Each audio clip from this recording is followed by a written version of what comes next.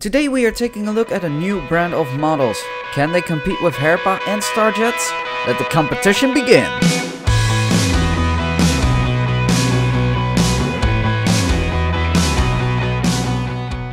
Hi there, Spectre here, and welcome to a new review when we take a look at a Boeing 737-700 from Transavia in their former livery made by In-Flight 500. And this aircraft came in here at Review Airport from Heraklion, and after its turnaround here it will be redeployed to Rotterdam. As we can see right here, luggage is already offloaded. There's already a second bus picking up passengers, and the first bus is already on its way to the main part of the terminal here at the airport. So my best guess is that we have to be rather quick if we want to take a look at this one up close. Alright, and here she is up close, the 737-700 from Transavia in their former livery made by In-Flight 500. And let's see whether In-Flight 500 stands up to the quality of Herpa and Starjets, which we have all seen before on this channel. And without further ado, when we start at the front, we can see the cockpit windows. They look good, but we are missing something here.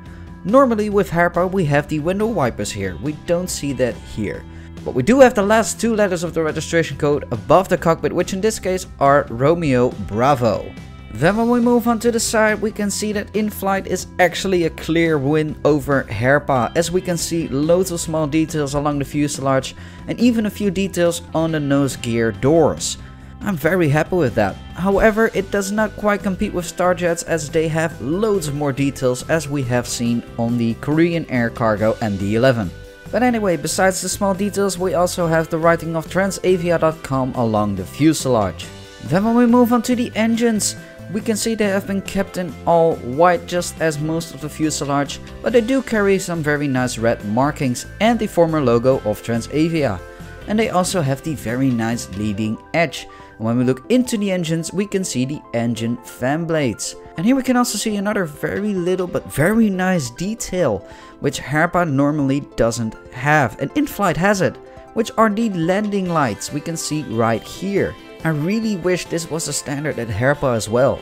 Anyway, back to the engines. When we take a look at the back of the engines, we can see they're also quite nicely detailed if you ask me.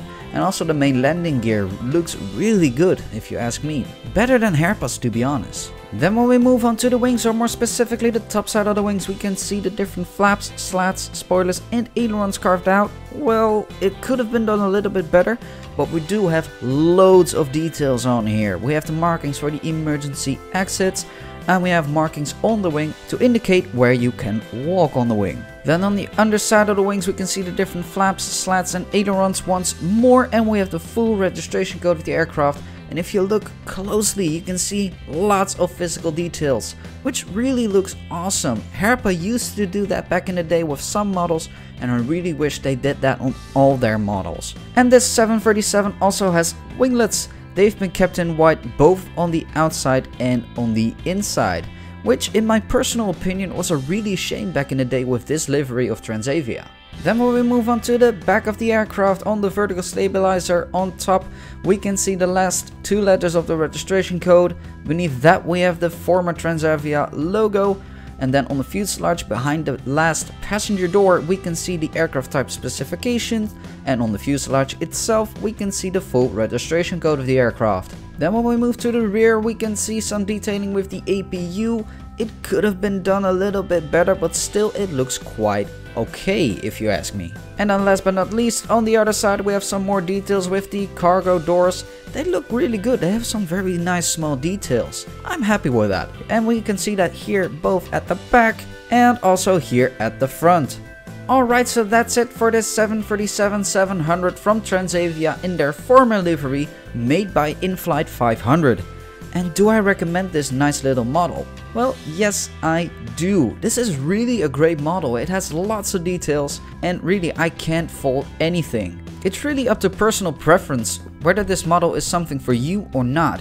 If you like former liveries, then this one is for you. Also, if you like the 737-700, then this is also a great model for you. However, if you're more into today's liveries and not into former liveries, then you might want to skip on this one. Besides that, it's also quite rare. I was lucky to find it for very cheap at some collector's fair, but you might not be as lucky. So you really have to decide for yourself whether it's worth it or not.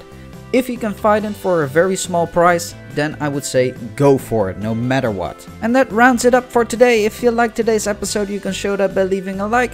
And if you don't want to miss out on the next review, you can consider subscribing. And if you have any suggestions for future reviews or have any feedback, you can leave it in the comments below. Now that's it for this time. I want to thank you very much for watching. This is Spectre signing off, and I hope to see you next time.